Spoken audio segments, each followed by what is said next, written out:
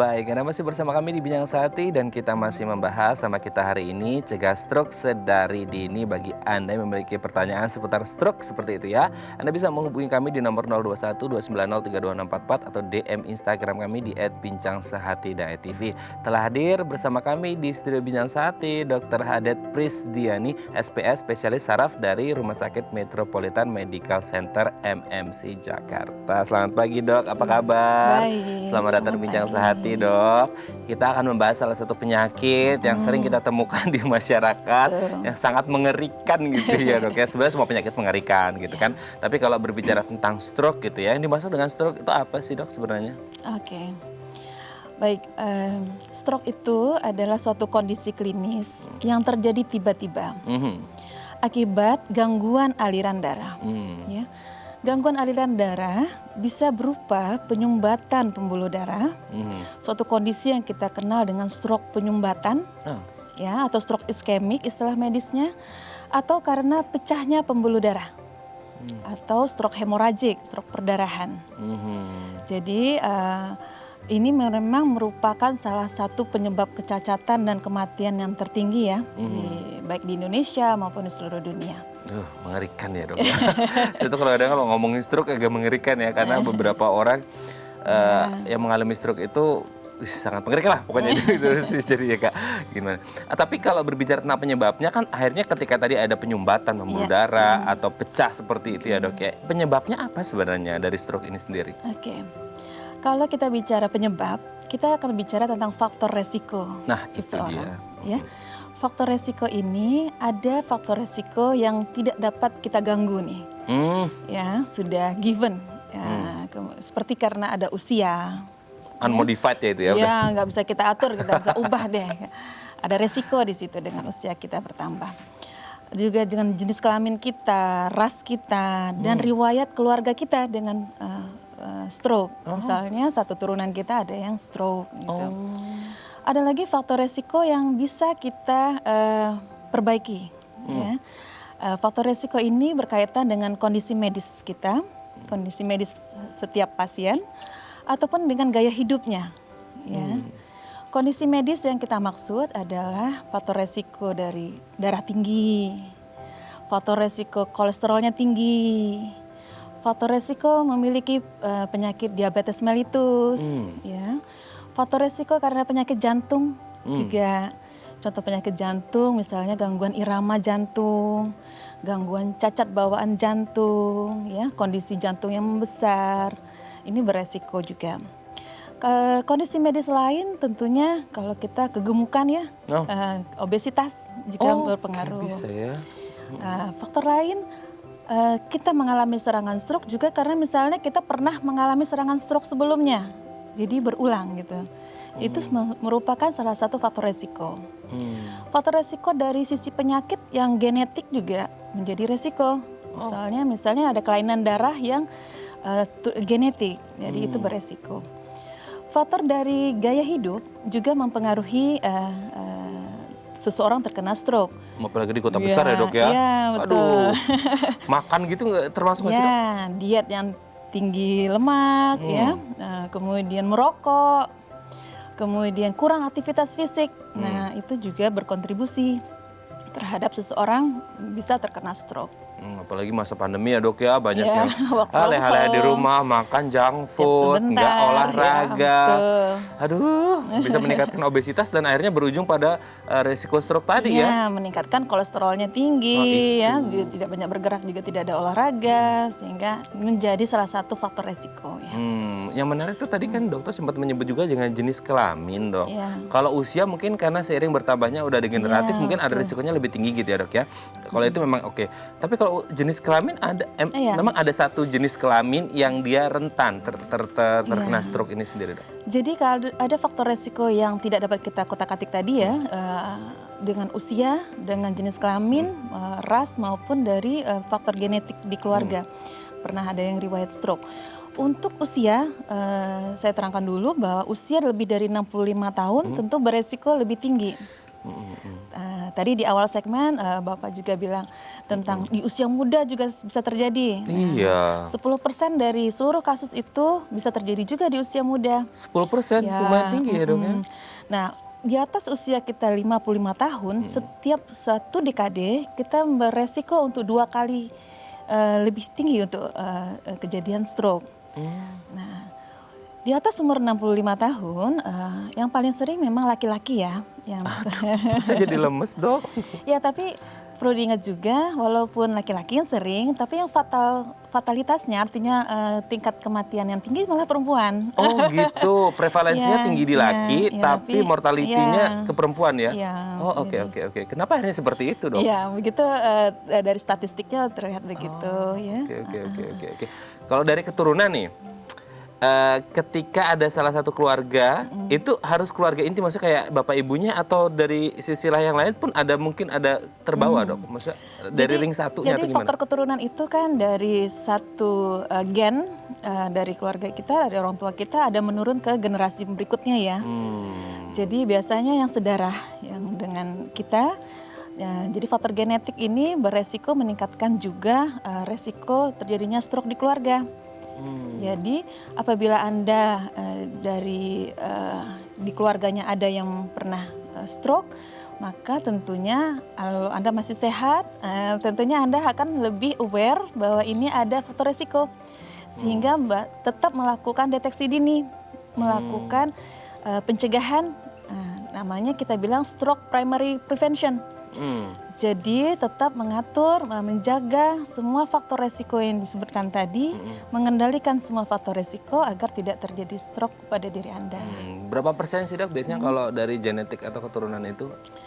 Ada nggak hitung-hitungannya? Maksudnya kayak 10% gitu? Hanya meningkatkan resiko. Meningkatkan Kan ini resiko. faktor resiko. Karena ada bibitnya gitu ya, Iya. tinggal bagaimana dia mengatur pola gaya hidupnya gitu ya dok ya. Oke dok, sebelum kita lanjut, kita ada DM Instagram dari pemirsa, kita baca di layar dok. Dari @Kevin I. Nenek saya usia 70 tahun terkena diabetes yang dibarengi stroke. Waduh, pada organ sebelah kanan kaki dan tangan. Kalau digerakkan ngerasa nyeri gitu. Apakah itu hal wajar pada orang stroke? Apa itu ada penyakit lain? Dari Kevin. Gimana ini dok? Jadi efek stroke pada setiap orang tuh tentu berbeda-beda ya. Ada yang mengalami gejala stroke sequelnya pasca stroke itu, ada yang bahkan yang sembuh juga ada ya, artinya kembali sempurna, tapi lebih banyak masih merasa kurang sempurna. Ya, ada kekuatan tangan, lengan, tungkai itu belum kembali pulih sempurna.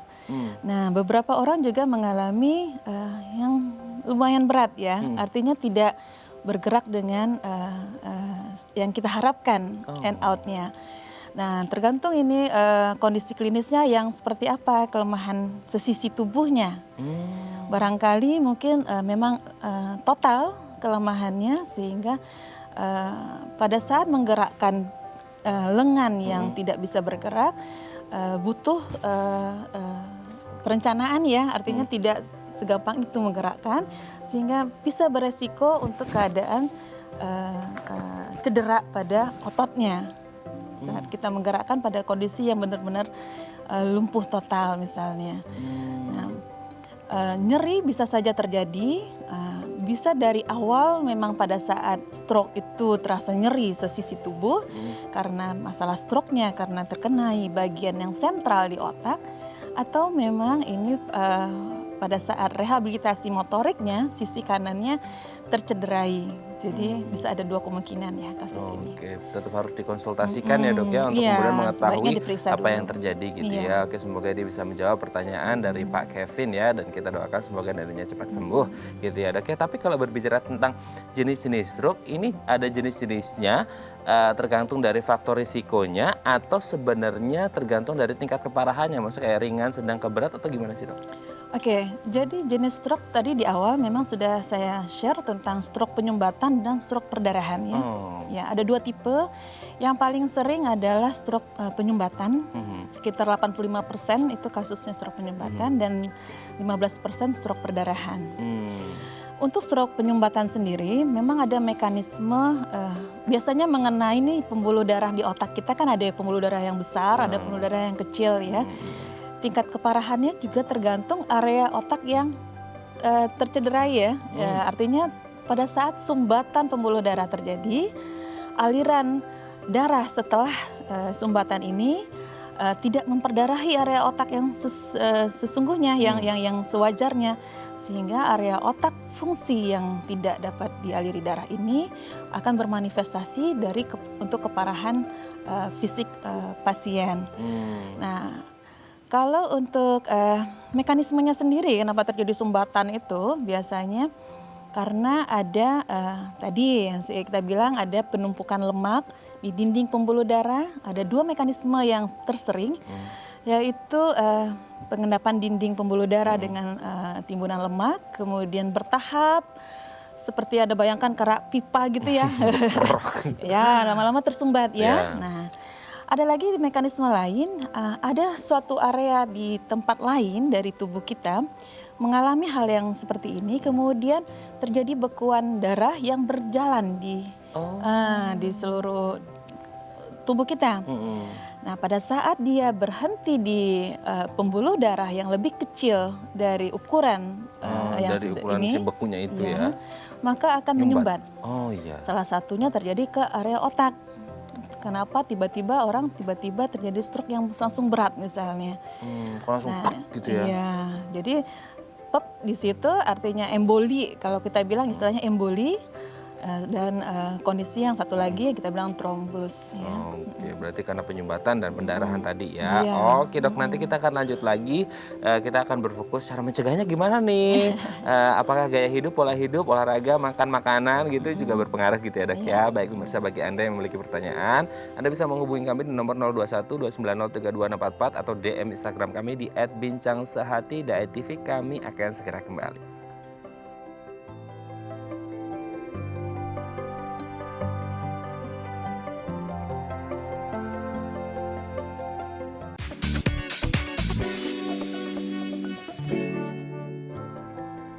Baik, Anda masih bersama kami di Bincang Sehati dan kita masih membahas topik kita hari ini, cegah stroke sedari dini. Bagi Anda yang memiliki pertanyaan seputar stroke, Anda bisa menghubungi kami di nomor 021 290 32644 atau DM Instagram kami di @bincangsehati.tv.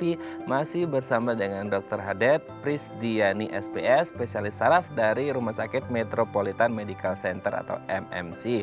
Dok, kalau berbicara tentang stroke nih gitu, gejala yang umum terjadi itu seperti apa sih kalau dari yang penyumbatan ataupun pendarahan? Ini ada gejala-gejala umum yang spesifik terjadi atau beda-beda atau gimana? Oke. Untuk gejala stroke, mungkin sering dengar ada campaign stroke ya, untuk gejala stroke. Masyarakat awam biasanya sudah mulai aware nih semua. Jadi ada slogan yang kita ketahui sudah beredar di seluruh masyarakat kita, yaitu FAST. Ya, FAST. Ya. F ini artinya face, jadi lihat wajahnya dulu. Lihat wajahnya. Minta orang yang kita curigai ya, misalnya terasa ada sesuatu yang berbeda pada tubuhnya, minta tersenyum. Apakah terlihat mencong apa tidak? Nah, itu salah satu pertanda gejala stroke juga. Lalu A-nya artinya arm. Arm itu lengan. Lengan itu tarik, angkat, minta kedua tangan ke atas, ya. Hitung dalam hitungan 10 detik. Ya. Apakah terjadi deviasi pada lengannya? Apa deviasi artinya drifted away ke bawah. Alhamdulillah saya aman dok, alhamdulillah. Ya. Jadi itu salah satu pertanda ada kelemahan sesisi tubuh. Itu armnya. S-nya dimaksudkan adalah speech. Bicara. Gangguan bicara saja hanya di gangguan bicara saja juga termasuk gangguan gejala stroke ya. Gangguan bicara ini bisa berupa bicara cadel atau bicara tidak mengerti pembicaraan yang sedang berlangsung. Tapi kalau cadel itu tiba-tiba cadel ya dok, bukan dari kecil cadel kan? Ya. Stroke ini adalah suatu kejadian yang tiba-tiba ya. Jadi bicaranya cadel misalnya, ataupun tidak mengerti pembicaraan yang berlangsung, tidak bisa mengucapkan, ya, bisa bicara tapi tidak ngerti. Nah, itu termasuk kriteria speech berbahasa kita yang terganggu karena stroke. Dan perlu diingat T juga, T. time. Apa dok? Time. Time. Time, Oh, waktu. waktu. Karena ada segera Anda datang ke rumah sakit, pelayanan yang diberikan dalam golden hour, ya 4,5 jam pertama itu sangat menentukan keberhasilan atau mengurangi kecacatan yang timbul. 4,5 jam itu golden pertama, hoursnya ya. terutama untuk stroke penyumbatan. Ya, nanti dalam pengobatannya ada yang khusus di situ. Oke. Ya, gejala lain yang bisa kita lihat juga adalah istilah be fast, ya. Be fast. Ya, B untuk balance atau keseimbangan kita. Lihat tiba-tiba sempoyongan saat jalan, tidak bisa berjalan dengan satu garis lurus, ya. Koordinasi tidak berhasil, misalnya ingin meraih gelas tidak sampai, ingin menuju sesuatu tidak sampai, itu termasuk gejala balance. Dan I-nya mata, pasien bisa mengeluhkan keluhan pandangan, keluhan penglihatan, tiba-tiba gelap satu sisi mata atau dua mata. Jadi itu beberapa gejala yang sebaiknya sudah disadari, segera datang ke rumah sakit, segera setelah Anda merasakan hal-hal harus diwaspadai dan tahu ya ternyata dari beberapa kayak face, arm, speech, time, dan be fast tadi ya dok. Oke, sebelum lanjut dok, ini ada penelpon. Kita sapa terlebih dahulu. Halo, selamat pagi. Dengan siapa di mana? Halo, selamat pagi. Saya Ruri Mas di Semarang. Siapa Pak? Pak Ruri. Ruri. Oke, silakan Pak Ruri di Semarang ya. Silakan Pak. Ya, halo dok, selamat pagi dok. Pagi. Ini dok, saya tuh punya paman dok. Dia tuh sudah kena stroke hampir 15 tahun.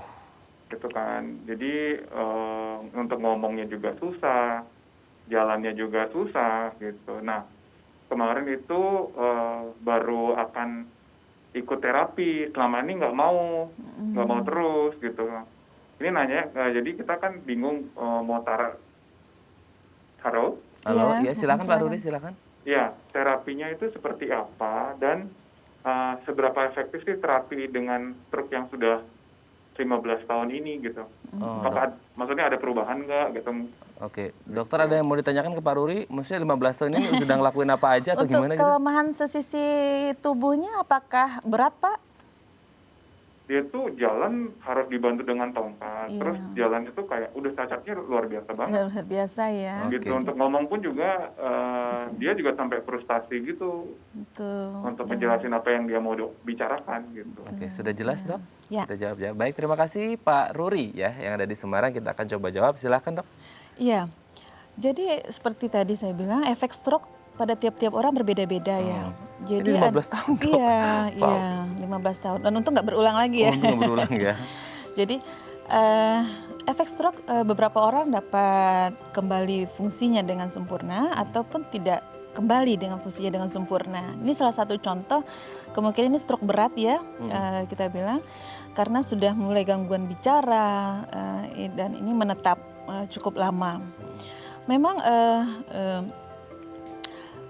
yang harus dilakukan adalah melakukan rehabilitasi medik pasca stroke. Ya, jadi segera setelah fase akut Anda lewati, kemudian bahkan dalam fase perawatan pun rehabilitasi medik sudah sebaiknya dimulai. Dan untuk yang klinisnya berat, memang pemulihannya akan lama, ya, dan butuh waktu jangka panjang, ya.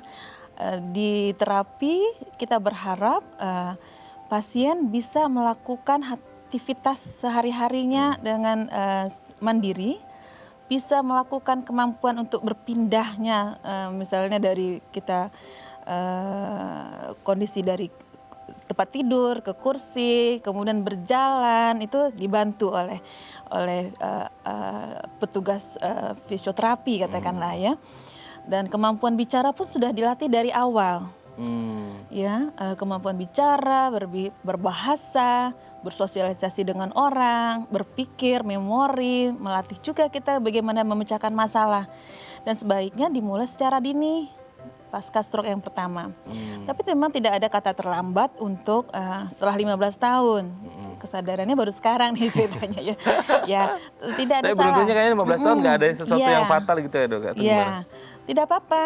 Teruskanlah latihan rehabilitasi medik yang direncanakan, karena selanjutnya kita kan berharap kualitas hidupnya.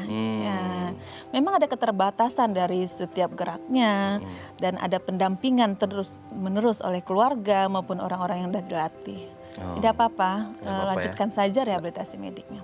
Oke, semoga ini bisa menjawab pertanyaan dari Pak Ruri yang ada di Semarang seperti itu ya. Oke dok, kita lanjut lagi. Nah ini kalau katakanlah kasusnya sama seperti Pak Ruri yang barusan telepon gitu. Ketika orang sudah ada riwayat stroke, pernah stroke gitu, terus kemudian dinyatakan sembuh gitu, ada nggak posibilitas untuk kemudian terjadi lagi gitu? Iya. Dan biasanya faktor resikonya sama dengan pencetus pertama atau beda atau ya nggak tahu gitu? Iya, iya. Jadi kita kenal istilahnya rekurensi stroke-nya. Jadi angka kekambuhannya. Kambuhan. Memang ada penelitian kita yang menyebutkan ada resiko kumulatif stroke berulang lagi. Anda pasca stroke yang pertama dari inisial yang pertama, dalam 30 hari pertama Anda beresiko 3% untuk berulang lagi. Ya, dalam hitungan 90 hari pertama 3 bulan itu juga meningkat menjadi 11% resiko berulang. Kemudian dalam 5 tahun pun bisa terjadi, ya sekitar 26%. Bahkan untuk 10 tahun dari pasca stroke yang pertama itu ada resiko untuk berulang. Masih ada 10 tahun ya? Kenapa kita sering dengar ada pasien kok stroke-nya berulang ya? Jadi meskipun ini termasuk faktor resiko ya. Jadi faktor resiko serangan stroke yang awal yang pernah kita alami, bahkan hanya serangan stroke sepintas yang tiba-tiba kembali sempurna lagi, itu pun beresiko untuk terjadinya stroke di masa depan. Jadi faktor resiko ini yang harus tetap dikelola. Berarti masih tetap ada, mungkin agak menurun tapi tetap ada gitu ya dok ya. Oke, mungkin kalau kita sekarang berbicara dari sisi pengobatan dok. Nah, pengobatan seperti apa sih yang tepat untuk penderita stroke ini, dan selama masa pengobatan dan perawatan itu apakah perlu ada pendamping gitu yang khusus gitu dok, atau gimana nih? Ya, kalau kita bicara pengobatan untuk pasien stroke itu sebenarnya tergantung dari jadi kita kan tadi ingat fast ya, time. Di T-nya itu ada time, waktu ya. Pelayanan terbaik kita memberikan suatu pelayanan dalam omset 4,5 jam pertama pada kasus stroke penyumbatan. Ya. Segera setelah Anda merasa spot ada fast itu tadi ya, terasa ada yang berbeda di tubuh Anda menghubungi rumah sakit mengirim ambulans, Anda dibawa ke rumah sakit, atau Anda langsung ke rumah sakit. Karena hitungan time is brain.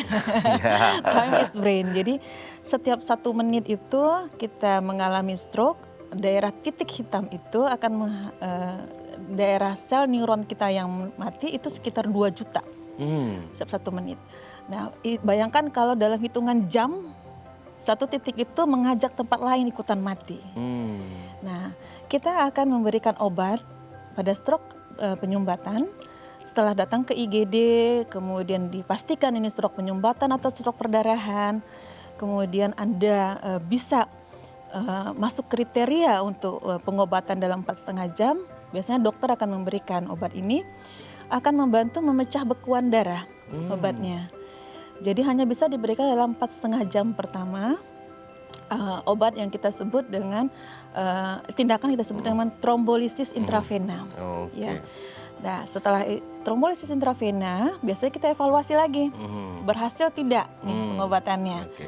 Nah, dalam omset sampai 24 jam kemudian, apabila tidak berhasil, biasanya kita akan maju ke trombektomi istilahnya, mengambil bekuan di darah itu yang di otak. Pasien biasanya masuk ke ruang kateter lab, ya. Jadi untuk tindakan ini golden time-nya, fasilitas, prasarana tentu dibutuhkan tempat sarana prasarana yang cukup komprehensif ya. Jadi pilih rumah sakit, kalau Anda masih dalam hitungan 4,5 jam, pilih rumah sakit yang sudah bisa memberikan pelayanan ini. Penting tidak untuk memiliki pendamping dok? Betul juga. Jadi sedikit lagi kalau untuk rumah sakit yang bisa memberikan pelayanan tadi, biasanya tidak semua rumah sakit nih. Jadi pemilihannya salah satunya rumah sakit MMC memberikan pelayanan ini. Kemudian untuk pendamping, nah lihat sequelenya, defisit neurologisnya. Defisit neurologis yang terjadi pasca stroke, tadi kan ada kriteria stroke yang ringan ya, pasien masih bisa aktivitas tapi terasa kurang sedikit lah kekuatan yang tidak sempurna kembali pasca stroke. Pada saat kita berat ya tentunya butuh pendamping.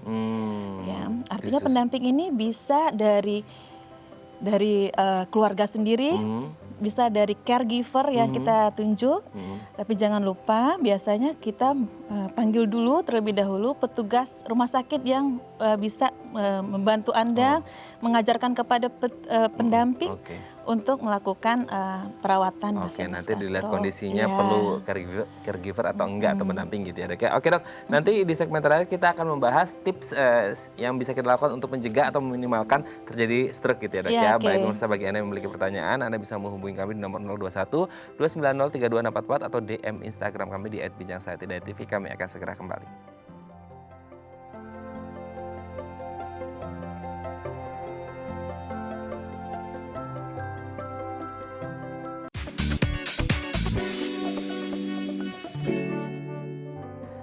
Baik, Anda masih bersama kami di Bincang Sehati, masih bersama dengan Dr. Hadet Prisdiani SPS, spesialis saraf dari Rumah Sakit Metropolitan Medical Center MMC. Dok, di segmen terakhir ini kita akan membahas tips ya untuk mencegah terjadinya stroke. Kita lihat yang pertama, Dok.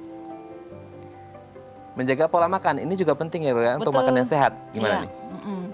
Kita menjaga pola makan, artinya makanlah makanan yang tidak mengandung kolesterol tinggi, ya, jangan terlalu berlebihan garam, ya, kemudian makan yang sehat, ada konsumsi buah dan sayur. Nah itu dia penting, apalagi di masa pandemi ya dok ya. Aduh, semuanya dilahap, nggak olahraga, rebahan, udah tidur kerja di atas ranjang. Ya, oke, next. Olahraga secara teratur. Nah ini juga harus penting ya dok ya, meskipun pandemi, no excuses untuk nggak olahraga, harus tetap olahraga. Ya. Sekitar 30-40 menit berikan waktu untuk berolahraga. Hanya physical aktivitas aja boleh. Jadi sekedar jalan misalnya untuk secara 30-40 menit, lakukanlah. Lakukan ya. Ada ideal waktunya nggak sih dok? Maksudnya kayak seminggu tuh berapa menit gitu atau berapa jam? Rata-rata kita minta melakukannya bertahap ya. Kalau Anda hari ini bisanya hanya 15 menit, oke. Tapi bertahap naikkan sampai kira-kira 30-40 menit. Jangan langsung plek. Nah, takutnya badannya malah nggak siap ya dok ya, jadi kaget gitu ya. Oke, lanjut. Kendalikan diabetes. Hubungannya diabetes dan stroke? Jadi ini artinya kita mengendalikan faktor resiko. Oh iya. Jadi gula darah. Ya, saat mengendalikan faktor resiko, Anda bisa melakukan laboratorium terlebih dahulu. Misalnya memang Anda kecenderungannya gulanya tinggi, atau memang Anda punya diabetes. Kendalikan ke nilai normal gula di tubuh kita biasanya di bawah 200 ya. Jadi kendalikan diabetes kalau Anda punya diabetes, kendalikan darah tinggi kalau Anda punya darah tinggi, kendalikanlah kolesterolnya Anda juga. Berarti sebenarnya penyakit itu menyebabkan stroke atau stroke ada tendensi ke sana? Itu faktor resiko stroke. Oh, faktor resiko berarti penyebabnya ya. Oke, berarti dari diabetes, hipertensi segala macam ini bisa berujung pada yang namanya stroke gitu ya. Jadi ini harus berhati-hati nih buat yang punya riwayat diabetes sama tensi tinggi gitu ya, harus berhati-hati ke stroke. Jadi harus benar-benar ya pola makan, olahraga dan lain sebagainya tadi harus dijaga dengan baik ya dok ya. Kita lanjut. Turunkan kolesterol. Nah ini juga penting ya dok ya. Penting. Kolesterol ini yang menjadi masalah adalah kolesterol jahat ya, kolesterol LDL. Jadi perhatikan pada saat Anda punya laboratorium hasil, lihat kolesterol jahat Anda berapa. Karena kolesterol jahat yang tinggi akan menyebabkan aterosklerosis di dinding pembuluh darah. Tadi kejadian mekanisme yang saya bilang tadi yang akan menumpuk di dinding pembuluh darah sehingga end out-nya bisa suatu waktu tersumbat di dinding pembuluh darah.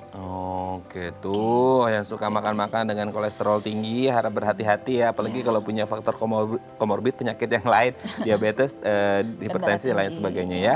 Oke dok, terakhir kita lihat. Nah kalau ini kayaknya nggak hanya stroke ya dok ya, semuanya ya, ini harus berhenti merokok. Gimana ini dok? Betul, merokok ini akan merusak di dinding pembuluh darah karena elastisitasnya jadi berkurang. Tidak hanya yang usia tua, yang usia muda tentu kurangi juga atau berhentilah merokok karena ini akan membantu mencegah kita terkena stroke di kemudian hari. Oke, mungkin singkat dok yang terakhir, do's and don'ts yang boleh dan tidak boleh untuk orang stroke itu apa aja sih? Orang stroke artinya sudah pernah mengalami stroke ya. Ya, tergantung sih Pak.